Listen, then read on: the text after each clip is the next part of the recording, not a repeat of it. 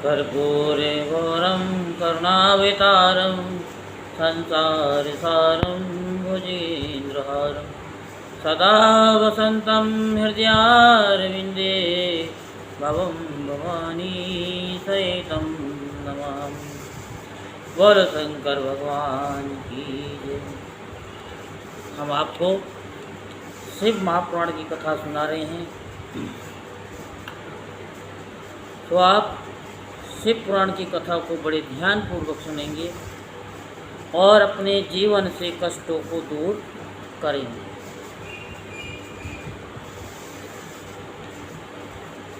क्योंकि भोले बाबा इस पुराण में क्या कहते हैं, एक ही बात कहते हैं कि ये जो दिखावा है ना, जो लोग करते हैं, ये संसार वालों के लिए है। मुझे कोई दिखावा पसंद नहीं है। मुझे दिखावा बिल्कुल भी पसंद नहीं है और भोले बाबा को दिखावा बिल्कुल पसंद नहीं है। वो तो कहते हैं कि संसार वालों दिखावा क्यों करते हो, तुम्हारे साथ कुछ नहीं जाएगा। और मैंने जो नियम बनाया है ना, सबके लिए एक ही बनाया है। क्या? कि मैं शमशानवासी हूँ, सम और शान, वही शान एक सम है। वहाँ राजा हो या रंक हो, फकीर हो, उसके लिए वही लकड़ी है, वही कफन है, सफ़ेद या लाल, और कुछ नहीं है। भोले बाबा के लिए बस क्या उनको पसंद है, वो आपका अंतर मन पसंद है। जो आप अंदर से हैं वो ही बाहर से हो, तो सभी मनोकामनाएं पूर्ण हो जाती हैं। भोले बाबा कहते हैं कि मैं तुम्हारे एक लोटे जल का भी भूखा नहीं हूँ, क्योंकि मेरे सिर पे तो गंगा जी विराजमान है। एक लोटा जल और हर समस्या का हल हो सकता है। कब? जब तुम्हारे अंदर छल नहीं होगा, तो वो एक लोटा जल आपकी हर समस्या का हल कर देगा। नहीं तो जैसे किसान हल चलाता है, भोले बाबा कहते हैं ऐसी हल चलवा देता हूँ, पसीना पसीना करवा देता हूँ, धूप में चलवा देता हूँ। इसीलिए भगवान के समक्ष कोई दिखावा नहीं चलता है। यही शिव पुराण की कथा कहती है। और अब हम आपको शिव महापुराण में ध्यान और उनकी महिमा, योग धर्म तथा शिव योगी का महत्तम, शिव भक्त या शिव के लिए प्राण देने अथवा शिव क्षेत्र में मरने से तत्काल मोक्ष लाभ का कथन की कथा हम विस्तार पूर्वक सुनाते हैं। तो आप मन को एकाग्र करते हुए शांति पूर्वक सुनेंगे और धर्म लाभ प्राप्त करेंगे। उपमन्यु कहते हैं कि श्री कृष्ण श्री कंठनाथ का स्मरण करने वाले लोगों के संपूर्ण मनोरथों की सिद्धि तत्काल हो जाती है। ऐसा जानकर कुछ योगी उनका ध्यान अवश्य करते हैं। कुछ लोग मन की स्थिरता के लिए स्थूल रूप का ध्यान करते हैं। स्थूल रूप के चिंतन में लगकर जब चित्त निश्चल हो जाता है, तब सूक्ष्म रूप में वह स्थिर होता है। भगवान शिव का चिंतन करने पर सब सिद्धियां प्रत्यक्ष सिद्ध हो जाती हैं। अन्य मूर्तियों का ध्यान करने पर भी शिव रूप का अवश्य चिंतन करना चाहिए। जिस जिस रूप में मन की स्थिरता लक्षित हो उसका बारंबार ध्यान करना चाहिए। ध्यान पहले सविषय होता है, फिर निर्विषय होता है, ऐसा ज्ञानी पुरुषों का कथन है। इस विषय में कुछ सत्पुरुषों का मत है कि कोई भी ध्यान निर्विषय होता ही नहीं, बुद्धि की ही कोई प्रभाव रूपा संतति ध्यान कहलाती है। इसलिए निर्विषय बुद्धि केवल निर्गुण निराकार ब्रह्म में ही प्रवृत्ति होती है। अतः सविषय ध्यान प्रातःकाल की सूर्य की किरणों के समान ज्योति का आश्रय लेने वाला तथा निर्विषय ध्यान सूक्ष्म तत्व का अवलंबन करने वाला है। इन दो के सिवा और कोई ध्यान वास्तव में नहीं है। अथवा सविषय ध्यान साकार स्वरूप का अवलंबन करने वाला है तथा निराकार स्वरूप का जो बोध या अनुभव है वही निर्विषय ध्यान माना गया है। वह सविषय और निर्विषय ध्यान ही क्रमशः सबीज और निर्बीज कहा जाता है। निराकार का आश्रय लेने से उसे निर्बीज और साकार का आश्रय लेने से सबीज की संज्ञा दी गई है। अतः पहले सविषय या सबीज ध्यान करके अंत में सब प्रकार की सिद्धि के लिए निर्विषय अथवा निर्बीज ध्यान करना चाहिए। प्राणायाम करने से क्रमश शांति आदि दिव्य सिद्धियाँ सिद्ध होती हैं। उनके नाम हैं शांति, प्रशांति, तृप्ति और प्रसाद। समस्त आपदाओं के शमन को ही शांति कहा गया है। तम अज्ञान का बाहर और भीतर से नाश ही प्रशांति है। बाहर और भीतर जो ज्ञान का प्रकाश होता है उसका नाम दीप्ति है तथा बुद्धि की जो स्वस्थता आत्मनिष्ठता है उसी को प्रसाद कहा गया है। वाहे और अभ्यंतर सहित जो समस्त करण हैं वह बुद्धि के प्रसाद से शीघ्र ही प्रसन्न निर्मल हो जाते हैं। ध्याता, ध्यान ध्येय और ध्यान प्रयोजन इन चार को जानकर ध्यान करने वाला पुरुष ध्यान करे। जो ज्ञान और वैराग्य से संपन्न हो, सदा शांत चित्त रहता हो, श्रद्धालु हो, जिसकी बुद्धि प्रसाद गुण से युक्त हो, ऐसे साधक को ही सत्पुरुषों ने ध्याता कहा है। दहे चिंतायाम ये धातु है, इसका अर्थ है चिंतन। भगवान शिव का बारंबार चिंतन ही ध्यान कहलाता है। जैसे थोड़ा सा भी योग अभ्यास पाप का नाश कर देता है, उसी तरह क्षण मात्र भी ध्यान करने वाले पुरुष के सारे पाप नष्ट हो जाते हैं। श्रद्धापूर्वक विक्षेप रहित चित्त से परमेश्वर का जो चिंतन है उसी का नाम ध्यान है। बुद्धि के प्रवाह रूप ध्यान का जो अवलंबन या आश्रय है उसी को साधु पुरुष ध्येय कहते हैं। स्वयं शाम सदाशिव ही ध्येय हैं। मोक्ष सुख का पूर्ण अनुभव और अणिमा आदि ऐश्वर्य की उपलब्धि ये पूर्ण शिव ध्यान के साक्षात प्रयोजन कहे गए हैं। ध्यान से सौख्य और मोक्ष दोनों की प्राप्ति होती है। इसलिए मनुष्य को सब कुछ छोड़कर ध्यान में लग जाना चाहिए। बिना ध्यान के ज्ञान नहीं होता और जिसने योग का साधन नहीं किया है उसका ध्यान नहीं सिद्ध होता। जिसे ध्यान और ज्ञान दोनों प्राप्त हैं उसने भव सागर को पार कर लिया है। समस्त उपाधियों से रहित निर्मल ज्ञान और एकाग्रता पूर्ण ध्यान ये योग अभ्यास से युक्त योगी को ही सिद्ध होते हैं।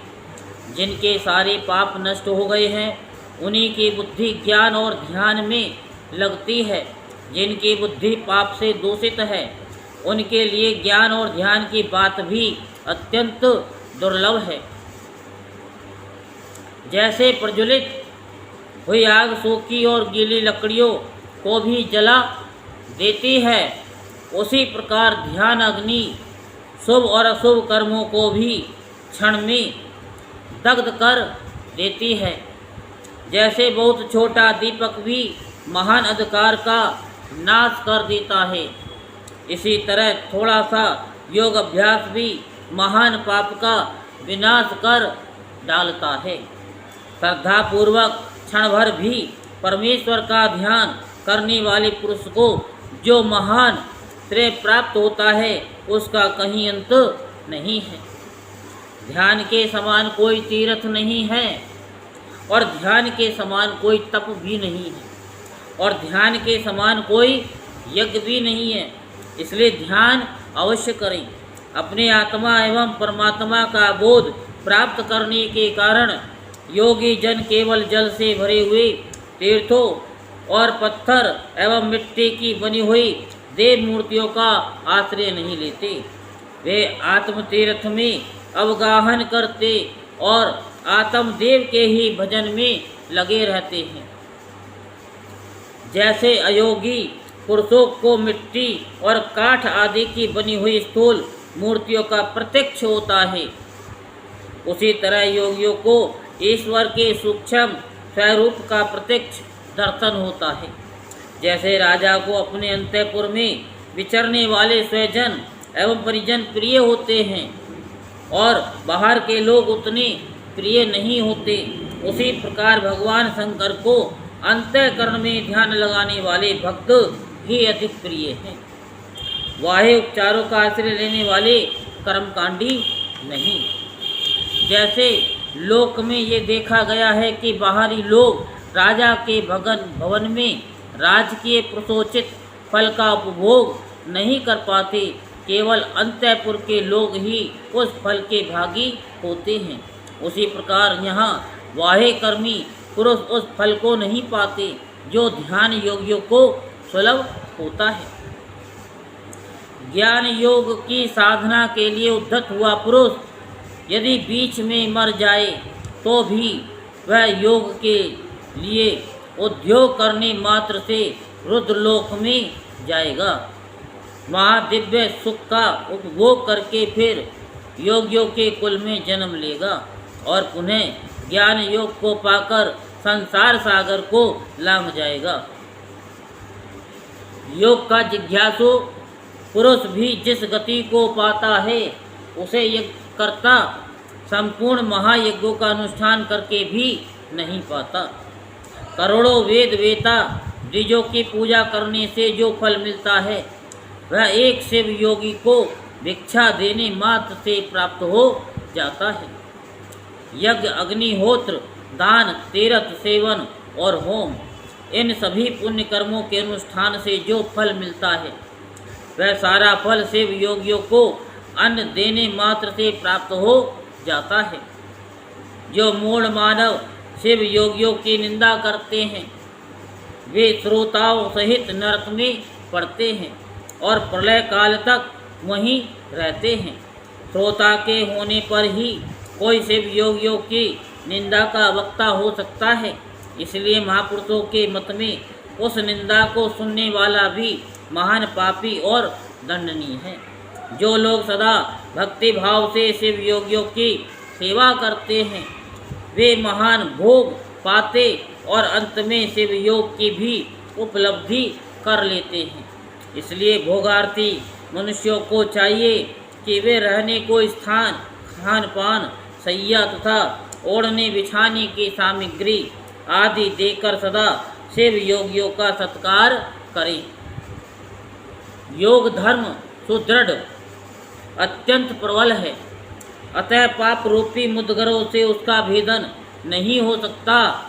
योग धर्म और पाप मुद्गर में उतना ही अंतर समझना चाहिए जितना वज्र और तंदुल में। अतः योगी जन पापों और ताप समूह से उसी तरह लिप्त नहीं होते जैसे कमल का पत्ता पानी से।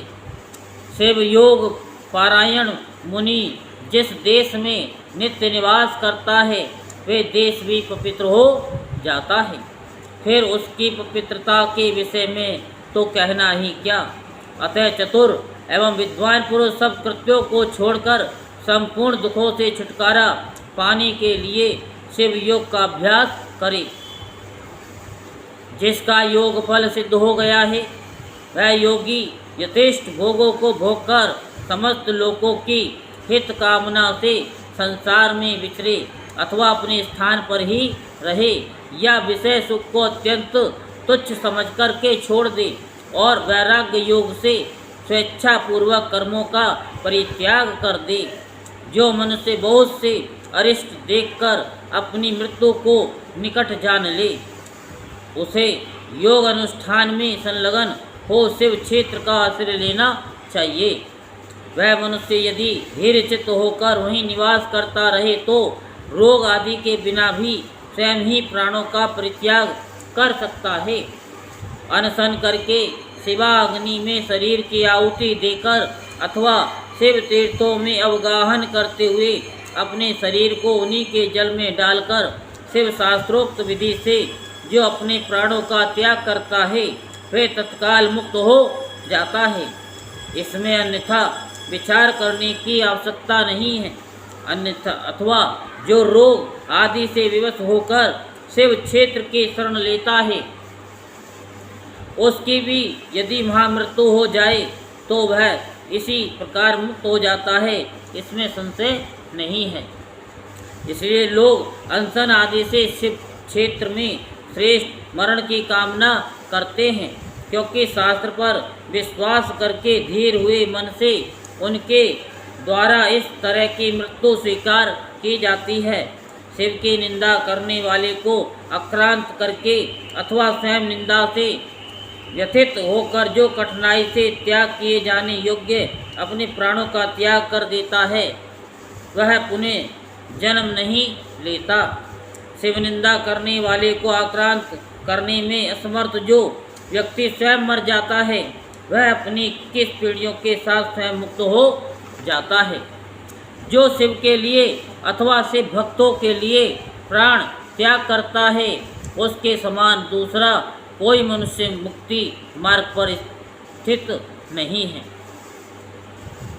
इस कारण इस संसार मंडल से उसकी शीघ्र मुक्ति हो जाती है। इनमें से किसी एक उपाय का किसी तरह भी अवलंबन करके अथवा विधिवत खड़ शुद्धि को प्राप्त होकर यदि कोई मनुष्य मरता है तो उसका अन्य पशुओं प्राणियों के समान यहाँ और दैहिक संस्कार नहीं करना चाहिए। विशेषतः उसके पुत्र आदि को उसके मरने से अशोच की प्राप्ति नहीं होती। ऐसे पुरुष के मृत शरीर को धरती में गाड़ दें या पवित्र अग्नि में जला दें या शिव स्वरूप जल में डाल दें अथवा काठ या मिट्टी के ढेले की भांति कहीं भी फेंक दें, सब उसके लिए बराबर है। यदि ऐसे पुरुष के उद्देश्य से भी कोई कर्म करने की इच्छा हो तो दूसरों का कल्याण ही करे और अपनी शक्ति के अनुसार से भक्तों को तृप्त करे। उसके धन को से भक्त ही ग्रहण करे। यदि उसकी संतति से भक्त हो तो वह भी ग्रहण कर सकती है।